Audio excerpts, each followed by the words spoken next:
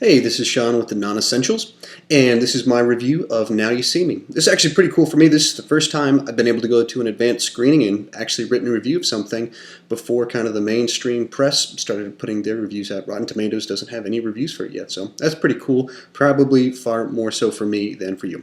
So as for the movie, Now You See Me, to give you the premise of the movie, it's about four street-level illusionists who are invited to a secret assignment, and then we jump forward a year and they've become nationally known illusionists who have a knack for robbing banks in front of their audience and then giving the money to the audience. And then from there, this gets them in trouble with the FBI, Interpol, and many other people. And so the course of the movie is really trying to figure out what's really going on, who's behind all of this, how are they getting caught, how are they doing all of this. A very quick-moving movie with lots of twists, lots of turns, and a lot of mystery surrounding the whole movie. Overall, for me, I would say it was a fun ride, but it leaves you disappointed in the end. The cast is great. They're all very likable. I mean, you can just look at the cast of the movie and say, well, that's going to be watchable. It's just a series of very likable performers, but overall, the twists and turns don't pay off in the end. On the positive side, the movie's never boring. The mix of mystery, humor, action sequences, wonder, spectacle, and just the cast in general, it just makes for a movie. You're never bored. There aren't any, never really lulls. It's just very quick, going from place to place to place.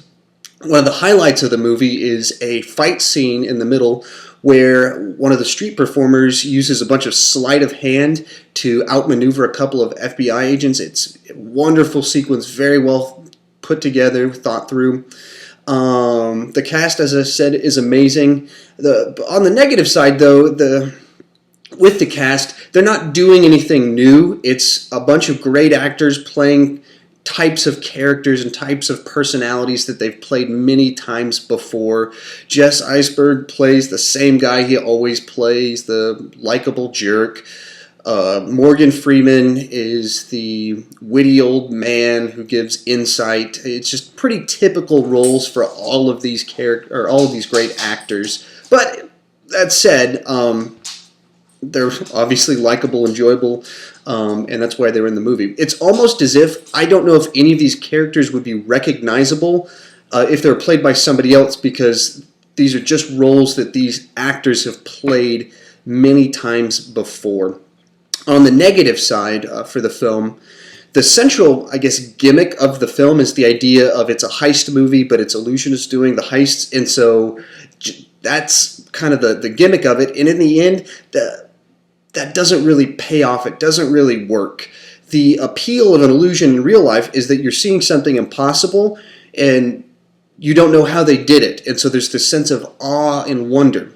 The appeal of a heist movie is that you see someone do something on screen and you go, how did they do that? And then, you know, they reveal the secret on how they did it. And so combining these two things, inherently there's a little bit of a conflict, because the magic of an illusion is lost if you say how you did it, and the magic of a heist, or the fun of a heist, is lost if you don't know how they did it. And so when you're watching the movie, half the time they explain how they did things, and half the time they don't. And so you're watching something that you know is impossible, and they give no reason why it's not impossible, and they're not just cheating, they're not just using a special effect. And so a lot of that doesn't quite work the way it's supposed to, and the movie really tries to give this sense of awe and wonder surrounding the illusions and all the things they pull off. But unfortunately, that doesn't work if I'm just seeing a special effect, or I'm just seeing something that's movie magic, not magic, or an illusion. And the central plot of the film also kind of centers around kind of all these questions and mysteries as to what's really going on, who's behind it, is it this person, is it this person, who's the ringleader. And in the end, the twists and turns, I don't think they really pay off.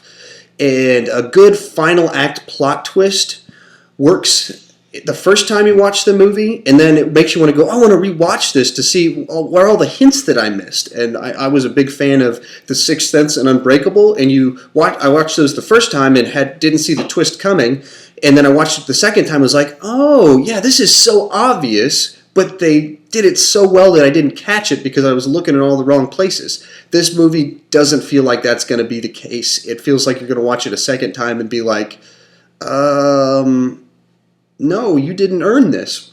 So overall, I enjoyed the film, but I was left really disappointed. It was a fun ride as you're going, but you get to the end of it and it just doesn't really pay off.